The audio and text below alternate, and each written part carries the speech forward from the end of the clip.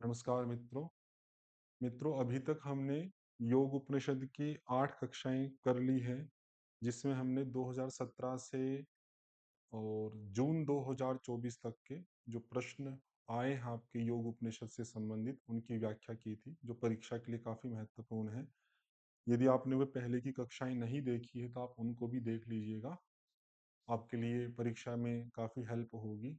आज हम सितंबर 2024 से आगे प्रारंभ करते हैं। प्रश्न है कि योग तत्वोपनिषद में वर्णित आसन है। पिछली कक्षा में भी हमने देखा था, 2-3 पेपर तक भी हमने देखा था कि योग तत्वोपनिषद से बहुत प्रश्न आपके बनते हैं। एक-एक पेपर में 2-2 3-3 प्रश्न भी आपके आ जाते हैं। तो वहाँ पे आसन पूछे हैं। वहाँ पे 4 आसन है, सिद्ध, पद्म, सिंह, भद्र। जैसे सिद्धासन है, पद्मासन है, सिंहासन है और एक चौथा आसन और है भद्रासन, जो यहाँ पे ऑप्शन में नहीं दिया है। बाकी जो ये स्वस्तिक आसन लिखा है, उग्रासन लिखा है, उग्रासन विशेषतया शिव संहिता के अंदर आपका दिया गया है। ये हठ योग का एक ग्रंथ है और उससे प्रश्न भी आते हैं, लेकिन वो हठ योग के जब हम प्रश्न करेंगे तब आपको पता लग जाएगा। इसको पश्चिमोत्तानासन भी कहा जाता है। स्वस्तिकासन भी वहाँ पर दिया गया है। सिद्ध सिद्धांत पद्धति में भी आता है स्वस्तिकासन। स्वस्तिकासन काफ़ी स्थानों पर है, लेकिन पश्चिमोत्तानासन के लिए उग्रासन ये शिव संहिता में ही प्रयोग किया गया है। तो अभी तो हम योग तत्वोपनिषद का ही अध्ययन कर रहे हैं, तो उसमें 3 आसन आपके हो गए, बी, सी, डी। सेकंड ऑप्शन आपका सही होगा। नाद बिंदु उपनिषद के अनुसार ओंकार की कलाएँ या मात्राएँ क्रमशः, ये पिछले पेपर में भी हमने देखा था, वहाँ भी क्रम आया था आपका। वहाँ मैंने 12 की 12 मात्राएँ आपको बताई थी प्रणव की। घोषणा हुई, विद्युत की, दूसरा हो गया पतंगे उठने लगे, 3 और वायु का नाम, ये चौथा हो गया और नाम से आपका नामधेय हो गया। आगे फिर देवता आए थे, इंद्र, विष्णु और रुद्र करके, फिर महान धैर्य से नारी ब्रह्म को प्राप्त हो गई, महती, धृति, नारी और ब्राह्मी। ऐसे करके 12 वहां पर प्रणव की मात्राएं आती। बहुत प्रश्न आते हैं आपके, तो आपका हो जाएगा सी, डी, बी, ए, ई। फोर्थ ऑप्शन आपका सही हो जाएगा।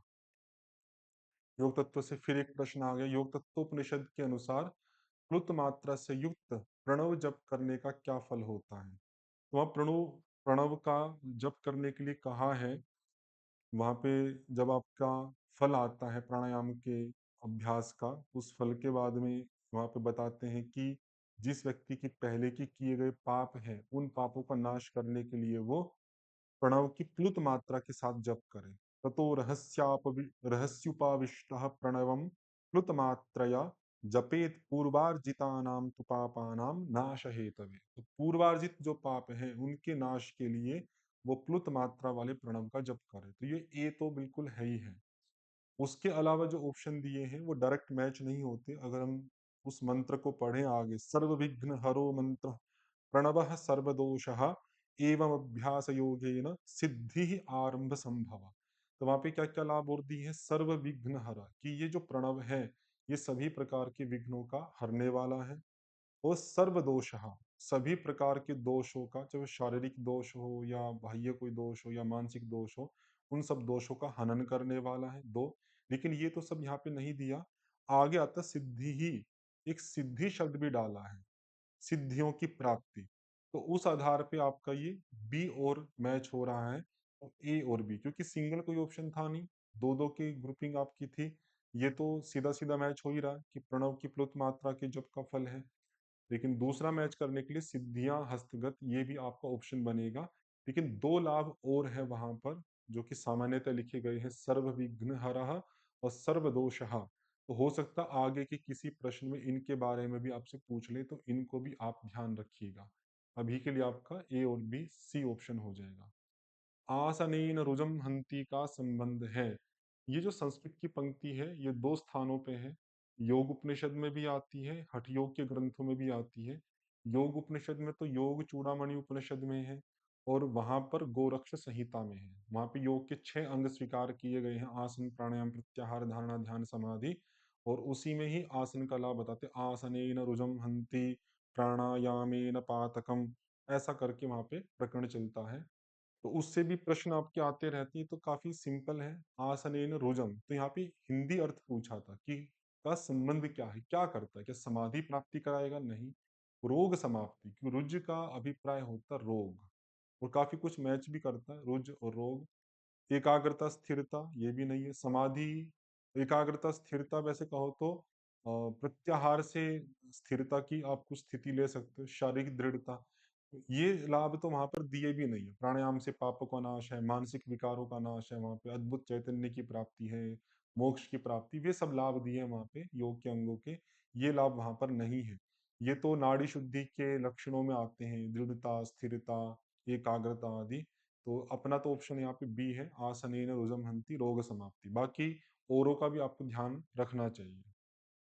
हंति है वहां पे, आसनेन रुजम हंति प्राणायामेन पातकम विकारम मानसम योगी प्रत्याहारेण मुंचति। प्रत्याहार से मानसिक विकारों का नाश। धारणा भी मनोधैर्यम, एक बार ये पंक्ति भी आई हुई है परीक्षा में, शायद आगे या पीछे कभी आई हो, कि धारणा से मन का धैर्य प्राप्त होता है। और याति चैतन्यम अद्भुतम, अद्भुत चैतन्य की प्राप्ति। अब यहाँ पे किससे होती है ये नहीं लिखा, लेकिन गोरक्ष संहिता से अगर आप देखोगे तो वो ध्यान से बताई गई है, ध्यान से अद्भुत चैतन्य की प्राप्ति। और समाधौ मोक्ष आपनोति, समाधि में मोक्ष की प्राप्ति होती है।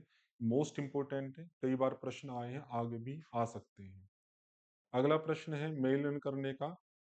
ये परिभाषाएं आती है, इंद्रियों के प्रति वैराग्य, त्रिशिखी ब्राह्मणोपनिषद में यम नियमों की व्याख्या है, यम नियम आसन प्राणायाम, तो उनके भेद भी बताएं, लेकिन वहां पे उन यम नियमों की व्याख्याएं अलग है। यम किसे कहते हैं, नियम किसे कहते हैं, एक अलग प्रकार की व्याख्या है।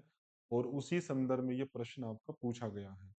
तो वो प्रश्न या वो व्याख्या कई बार आपकी परीक्षा में आई है, उसको आपको ध्यान रखना। तो देखो, तो देहेंद्रियेषु वैराग्यम, देह और इंद्रियों के प्रति, तो यहाँ पे देह नहीं लिखा है, लेकिन आप लिखना चाहे लिख सकते हैं, देह और इंद्रिय के प्रति जो वैराग्य है उसको यम कहा। और परे तत्वे अनुरक्ति ही, परम तत्व में जो अनुराग है सतत, उसको नियम कहा है। सर्व वस्तुनि उदासीन भावम, उसको आसन का है, सभी वस्तु में उदासीन उपेक्षा भाव रखना। और ये ज्ञान योग है। ज्ञान योग में सततम श्रेयसी अर्थ है, सतत ही श्रेयस अर्थ में, मोक्ष की तरफ ले जाने वाले जो अर्थ हैं, उन अर्थों के साथ में मन को जोड़े रखना, उसको उन्होंने वहां पर ज्ञान योग कहा, श्रेयस अर्थ है। तो चित्त का आत्मिक उत्थान में नियोजन, ये हिंदी अनुवाद है, लेकिन संस्कृत शब्द आप रखे तो श्रेयस अर्थ वहां पे कहा है।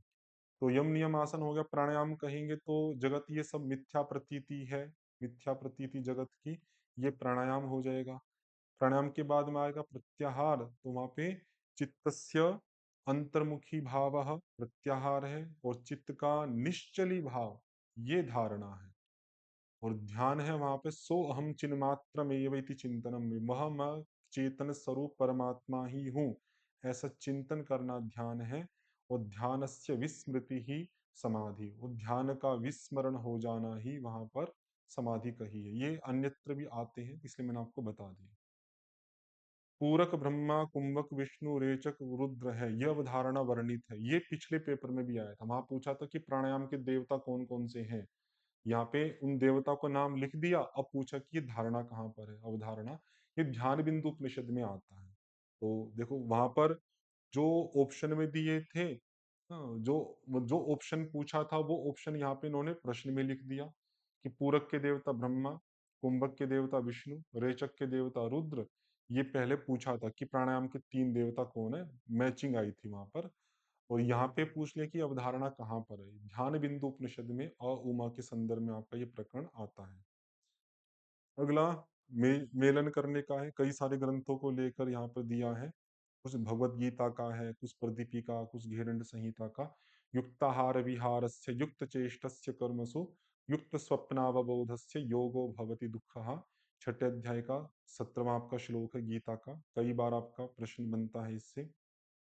फिर आपका आता है, अब ये जो है मिताहारश्च आसनम च शक्ति चाल तृतीयकः, ये योग कुंडलिनी उपनिषद में है। तो योग कुंडलिनी उपनिषद में प्राण जय के जब 3 उपाय पूछते हैं तो ये क्रमशः आते हैं, पहला मिताहार, दूसरा आसन, और तीसरा शक्ति चाल।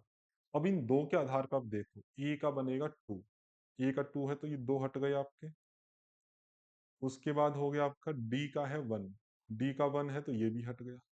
तो और कठिन थे। भुज्यते शिव संप्रीत्यै मिताहार स उच्यते, दोनों मिताहार की परिभाषा थी। एक में सुर संप्रीत्या लिखा, एक में शिव संप्रीत्यै लिखा। ये बिल्कुल संस्कृत पंक्ति किसी को एज इट इज याद होती वही बता सकता था कि प्रदीपिका में कौन सी है, घेरण संहिता में कौन सी है। लेकिन जो ऑप्शन यहाँ पे बना है वो दो से ही हमारा हो गया सेकंड ऑप्शन। तो ए का टू, बी का आपका थ्री हो जाएगा। भुज्यते ये शिव संप्रत्यय वाला हठ प्रदीपिका में है, और सुर संप्रत्या वाला जो है आपका ये सॉरी घेरंड संहिता में है। और डी का हमारा वन हो ही गया था आपका, जो कि गीता का विषय था। ये आगे पंक्ति याद रखना, अभी तो ये ग्रुपिंग में है, हो सकता है आगे किसी पेपर में सिंगल भी पूछ ले। तो शिव संप्रीति वाला प्रदीपिका में, सुर संप्रीति वाला, सुर का अर्थ भी देवता होता है, शिव भी एक देवता, भाव सेम है, बस पंक्ति का ही डिफरेंस है। तो ये आपका घेरंड संहिता का है, तो ध्यान रखिए। योग कुंडलिनी उपनिषद के अनुसार सहित कुंभक है। योग कुंडलिनी उपनिषद में जब वो चर्चा आती है कि शक्ति चालन के दो उपाय, सरस्वती चालन कहा, उसके बाद में प्राण संयम कहा, फिर प्राणायाम के प्रकार बताए, दो हैं आपके प्राणायाम के प्रकार, केवल कुंभक और सहित कुंभक। फिर सहित कुंभक के प्रकार बताए, अगर संख्या पूछे सहित कुंभक के प्रकारों में तो चार है। यदि सिंपल पूछे कि कुंभक कितने प्रकार के हैं तो दो हैं। केवल कुंभक तो हमेशा एक ही होता है आपका, जब रेचक और पूरक से मुक्त होता है।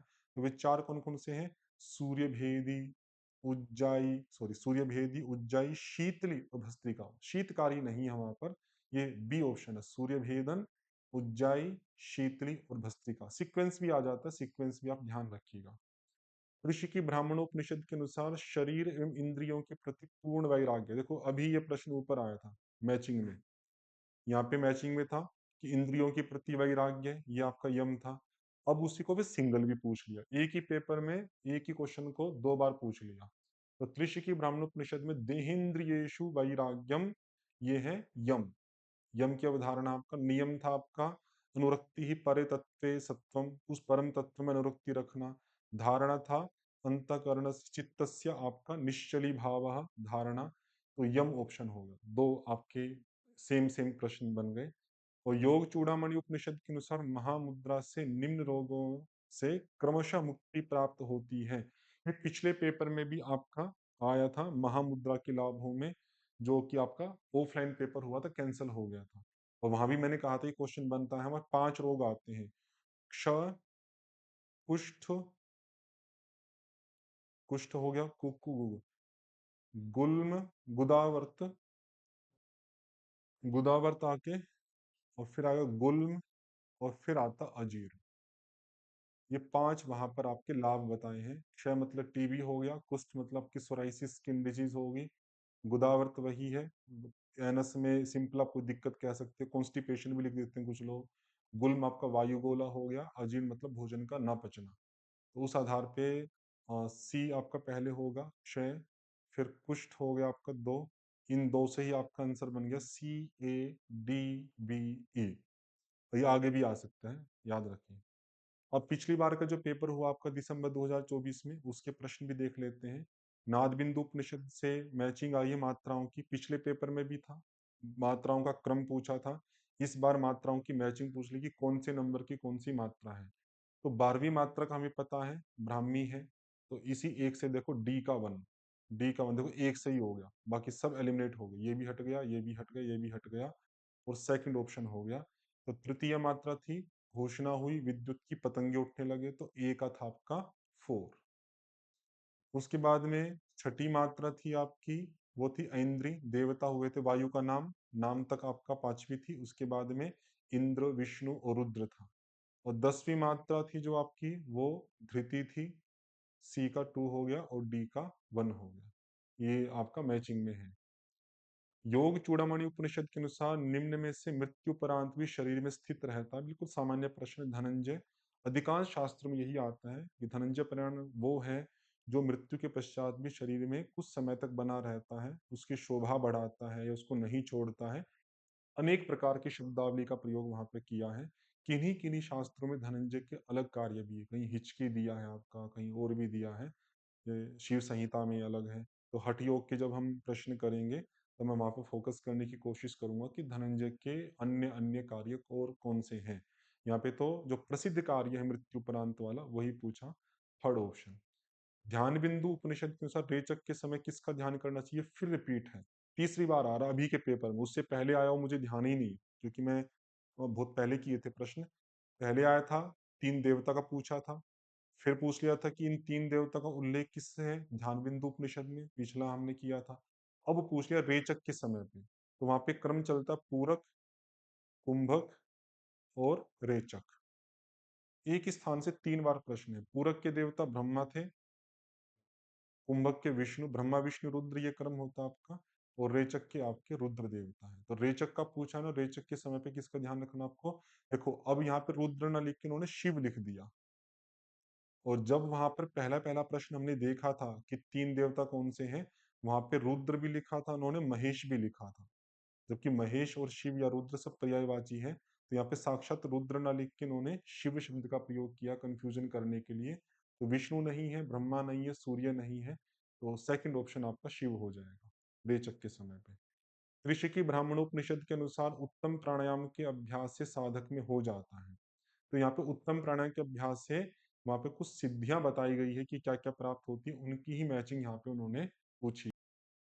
आप तीन प्रकार के आपके प्राणायाम दिए हैं ऋषि के ब्राह्मणोपनिषद में, तीन स्थितियां, अध्यम मध्यम और उत्तम। अधम में स्वेद होता है, मध्यम में कंपन, उत्तम में भूमि से ऊपर उठ जाता है। तो उत्तम में और उन सभी में लाभ भी दिए हैं आपके, अगर आप लाभ देखना चाहें तो। अधम में जैसे व्याधि और पाप का नाश है, मध्यम में पाप रोग और महाव्याधि का नाश है, पाप रोग महाव्याधि नाश स्याद, ये मध्य में। और फिर आपका उत्तमे पुनः, तो वहां पे अल्पमुत्र, अल्पविष्ट, लघुदेह, मिताशन, मतलब मिताहारी, लेकिन मूल शब्द वहां पे मिताशन, अशन का अर्थ भी खाना ही होता है। और पटु इंद्रिय, इंद्रिय में पटु मतलब कुशलता, पटुमति ही, काल त्रयवित्त और आत्मा, ये सब लाभ दिए हैं। उस आधार पे आपके कुछ मैच होते हैं, जैसे लघुदेह ये आपका मैच हो गया, और मिताशना अल्पाहार। बाकी कोई और मैच नहीं हो रहा, संपूर्ण पापों का नाश या रोगों का नाश ये भी नहीं। अल्प निद्रा जो लाभ है आपका ये पहले आता है, उससे पहले जो आपकी प्राणायाम के फल आते हैं उसमें है आपका कि योग सिद्ध, वायु जित विजितेंद्रिय, अल्पाशी स्वल्प निद्रा। तो वहां पे अल्पाशी लिखा है, अल्प निद्रा भी लिखा आपका, स्वल्प निद्रा। उस आधार पे ये भी ऑप्शन बनता है, तो A B D first option बनता है। लेकिन फिर भी उत्तम प्राणायाम का प्रकरण जहाँ पे चलता है वहां पे अल्प निद्रा नहीं दिया है, लेकिन ऑप्शन कोई और बेटर नहीं बन रहा है तो हमारी मजबूरी है, तो हमें वहीं पर ही जाना पड़ेगा। हाँ एक और है कि ये जो पाप का और व्याधि का नाश है ये अधम और मध्यम में दिया है। यदि हम किसी एक में जाते हैं, या तो हम व्याधि में जाए तो फिर पाप भी लो, या पाप में जाए तो व्याधि पे लो। उस आधार पे तो चार की ग्रुपिंग होनी चाहिए थी, लेकिन यहाँ पे तीन दिए हैं, इसलिए हमें पाप और व्याधि दोनों को छोड़कर अल्प निद्रा वाले पर ही जाना पड़ेगा। फिर भी उतना अच्छा प्रश्न नहीं है, ग्रुपिंग और बढ़िया की जा सकती थी। ध्यान बिंदु उपनिषद के अनुसार योग की अंग है, तो ध्यान बिंदु में हमने देखा था छह ही योग के अंग हैं। आसन और प्राणायाम को स्वीकार, सॉरी यम नियम को स्वीकार नहीं करते। तो प्राणायाम है वहां पे आपका, धारणा है आपका, और समाधि है, मतलब आसन से लेके आसन, प्राणायाम, धारणा, ध्यान और समाधि, प्रत्याहार, धारणा, ध्यान, समाधि, षटकर्म, यम, इन सब का उल्लेख नहीं है। तो A D E fourth option आपका सही हो जाएगा। नाद बिंदु उपनिषद के अनुसार ओंकार की 11वीं मात्रा में कौन सा लोक प्राप्त होता है। देखो नाद बिंदु में ऊपर भी प्रश्न आया था आपका मात्राओं को लेके, यहाँ पे मात्राओं की मैचिंग आई थी कि कौन से नंबर की मात्रा है, और पहले भी आया था। और अब उन मात्राओं के फल की बात आ रही है, जो फल का मैंने कहा था ना, फल भी आ सकता है आपका। तो 11वीं मात्रा में फल आपका पूछा है कि कौन सा प्राप्त होगा। तो 11वीं मात्रा में आप देखो तो जैसे इंद्र से इंद्र का फल, विष्णु से वैष्णव पद की, शंकर से रुद्रलोक की, महति से जो सात ऊर्ध्व लोक है वहां से स्टार्ट कर लो, महा, जनाह, पह, और ब्राह्मी से ब्रह्म की प्राप्ति हो जाएगी। तो 11वीं के साथ में आपका तपह जुड़ता है, तो तपोलोक की प्राप्ति थर्ड ऑप्शन आपका हो जाएगा सही। अगला है योग कुंडलिनी उपनिषद के अनुसार सूची एक का मिलान कीजिए। तो सूर्य भेदी, उज्जाई, शीतली, भस्त्रिका, ये सहित कुंभक पढ़े थे हमने। ये सहित कुंभक आगे योग कुंडलिनी उपनिषद में कहे गए हैं आपके ये। और योग कुंडलिनी के ही आधार पे है, तो ए का तो आपको फोर्थ हो गया। देखो एक सही हो गया, कितने सरल ऑप्शन है, ये भी हट गया, ये भी हट गया, ये भी हट गया, ए का फोर। बी कब देखो शीतली प्राणायाम के अभ्यास से वहां पे कई लाभ दिए आपके, गुल्म पित्त ज्वर त्रिषा विष आदि कई लाभ हैं। 7 लाभ वहां पे दिए हैं, तो कुछ यहाँ पे लिखे उन्होंने, गुल्म पित्त त्रिषा आदि का शमन। और लाभ अगर आप देखो तो ये है गुल्म प्लीहा क्षय पित्त ज्वर त्रिषा और विष। इनका सीक्वेंस भी आ सकता है, सीक्वेंस भी याद रखिएगा। लाभ आए हैं और क्यों सीक्वेंस भी पूछते रहते हैं। शीतली का हो गया। और कपाल शोधन की क्रिया के अभ्यास से, जो कपाल आपका है भस्त्रिका आदि, और भस्त्रिका के अभ्यास से, तो भस्त्रिका अभ्यास से क्या होता है आपका, तीनों सॉरी धीरे धीरे रेचन करना चाहिए। सॉरी कपाल भस्त्रिका के अभ्यास से आपका कई लाभ दिए वहां पे, 3 ग्रंथियों का भेदन है, कुंडलिनी जागरण है, ब्रह्म नाड़ी के मुख प्रस्थित कफ इत्यादि दोषों का नाश है, कंठ की गर्मी का नाश है। वे लाभ भी आप देख सकते हैं चाहे तो। ये भस्त्रिका, भस्त्रिका लाभ देखिए, कंठ की गर्मी का नाश, अग्नि बढ़ना, कुंडली जागरण, पुण्य की प्राप्ति, पाप का नाश, सुख और शुभ की प्राप्ति, ब्रह्मनाड़ी के मुख पर स्थित कफ का नाश और 3 ग्रंथियों का भेदन। तो यहाँ पे 3 ग्रंथियों का भेदन आपका मैच हो रहा है, डी का सेकंड। और बच गया सी का 3, कपाल शोधन क्रिया के अभ्यास से धीरे धीरे रेचन करना चाहिए। ये किस तरह से मैच हो रहा है वो कहा नहीं जा सकता। कपाल शोधन आपका सूर्य भेदी में एक लाभ आता है आपका, अगर हम यहाँ पे मैच करें, सहित में सूर्य भेदी था। और एक 3 लाभ थे, 4 प्रकार के वात दोष, कृमि दोष और कपाल शोधन। तो हम कह सकते हैं कि जो बच गया आपका सी का, वो आपका थर्ड हो जाएगा, धीरे धीरे रेचन करें। बाकी आप ध्यान अवश्य रखिएगा, दोबारा भी प्रश्न आ सकते हैं। योगराज उपनिषद से पहले भी आया था, कंठ चक्र का आपका आया था, 3 नाड़ियों की स्थिति बताई थी, कंठ चक्र के दाएं बाएं और सुषुम्ना मध्य में थी। अब चक्रों का क्रम आ गया आपका, वहां पे 9 चक्र बताए हैं योगराज उपनिषद में, तो उनका क्रम पूछा है कि कौन कौन सा आपका क्रम बनेगा। वहाँ जो 9 चक्र है आपके, पहला तो आता ब्रह्म चक्र, जिसको आप मूलाधार भी कह सकते हैं। फिर आपका स्वादिष्ठान आता है, स्वादिष्ठान के बाद नाभि चक्र आता है, नाभि से ऊपर जाएंगे तो हृदय चक्र आएगा, हृदय के बाद कंठ का विशुद्धि चक्र आ जाएगा, कंठ से ऊपर जाएंगे आपका तो तालु चक्र आ जाएगा, तालु का। तालु के बाद में और ऊपर जाएंगे तो आपका भ्रू चक्र आ जाएगा, भ्रू चक्र के बाद में आपका भ्रमरंध्र चक्र आ जाएगा। और सबसे अंत में आता है व्योम या आकाश चक्र, व्योम को आकाश चक्र भी कह सकते हैं। इनके कुछ और भी सिनोनिम्स आप देखना चाहें तो, तालुका को घंटी का स्थान, दशमद्वार या राजदंत कहा गया है, और भ्रू चक्र को बिंदु स्थान कहा है। ये भी आप याद रखिएगा। तो अब मैचिंग कर लीजिए आप में। तो तालु से स स्टार्ट होगा आपका सी, फिर आएगा आपका, हाँ सॉरी, कंठ से स्टार्ट होगा, कंठ आएगा डी, पहला आएगा डी, डी से ये हो गया। फिर आएगा सी तालु, तालु के बाद आएगा भ्रू, भ्रू चक्र के बाद आएगा भ्रमरंध्र, और फिर आएगा आपका व्योम चक्र। एक से ही हो रहा है, ज्यादा की जरूरत भी नहीं है, D C E A B. तो ये हमारे प्रश्न हो गए दिसंबर 2024, जो कि जनवरी में हुआ था पेपर, वहां तक के सारे। आप अच्छे से इनकी तैयारी कीजिएगा। बाकी यूनिट्स को भी हम धीरे धीरे करके सारे क्वेश्चंस आपके सामने प्रस्तुत करेंगे, जिससे आप सबकी तैयारी अच्छे से हो सके।